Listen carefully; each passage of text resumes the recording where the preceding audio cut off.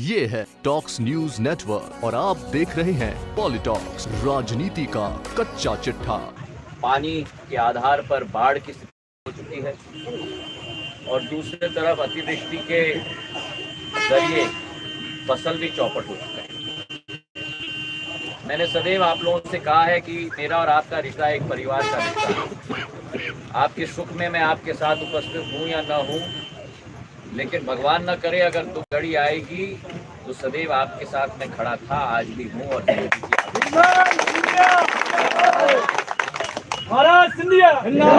समूचे प्रदेश में एक बाढ़ की स्थिति निर्मित हो चुकी है। मुंगावली के कई गांव प्रभावित हैं। आज मैं स्वयं, परसों मेरा इंदौर का दौरा था, कल ग्वालियर का दौरा, आज दिल्ली में महाराष्ट्र के चुनाव लेते हुए महत्वपूर्ण बैठकें थी, पर मैंने सारी बैठकें रद्द कर दी और मैंने कहा मैं पहले मुंगावली जाऊंगा। और मैंने राजस्व मंत्री जी को फोन किया, प्रभारी मंत्री जी को फोन किया और मैंने कहा कि इस दौरे में आकलन करने के लिए हम साथ में जाएंगे।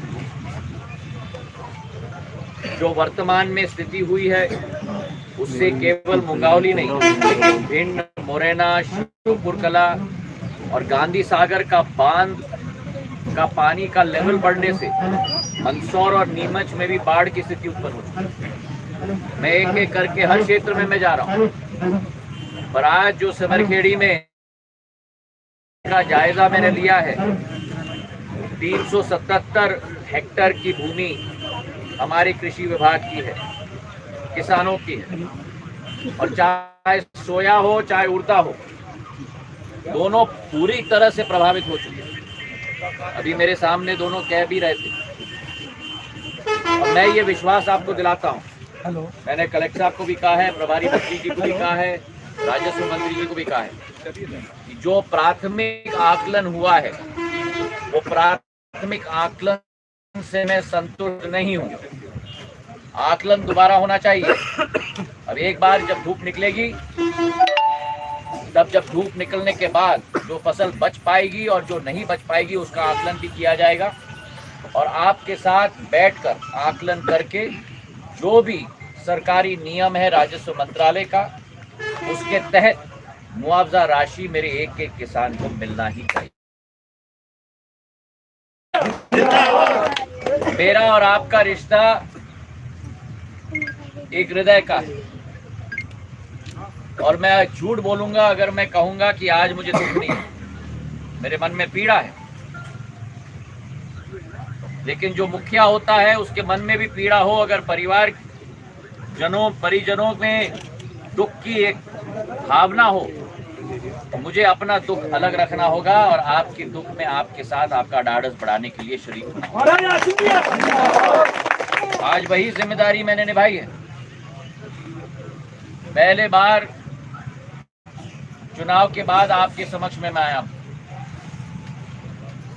17 साल मुझे सौभाग्य मिला आपका नेतृत्व करने का, आपका झंडा उठाकर देश के हर कोने में ले जाने का।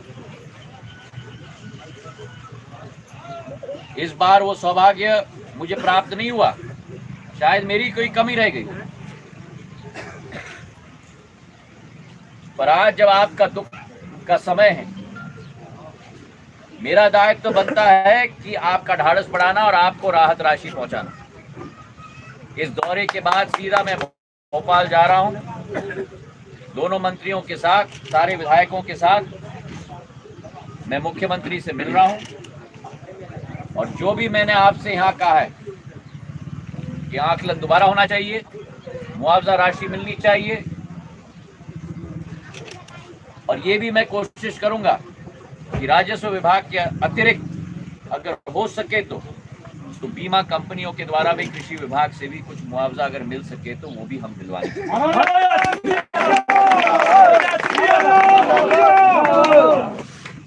मुझे दूसरों की चिंता नहीं है,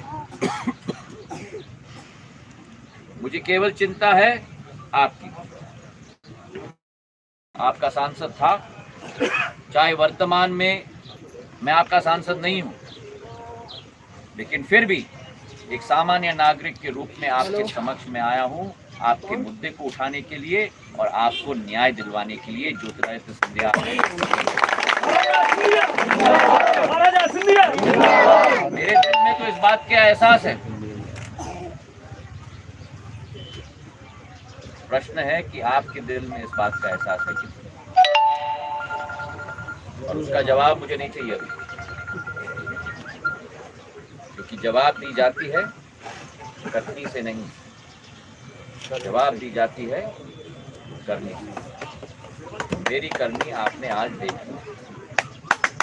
बहुत धन्यवाद। ये है टॉक्स न्यूज नेटवर्क और आप देख रहे हैं पॉलिटॉक्स, राजनीति का कच्चा चिट्ठा।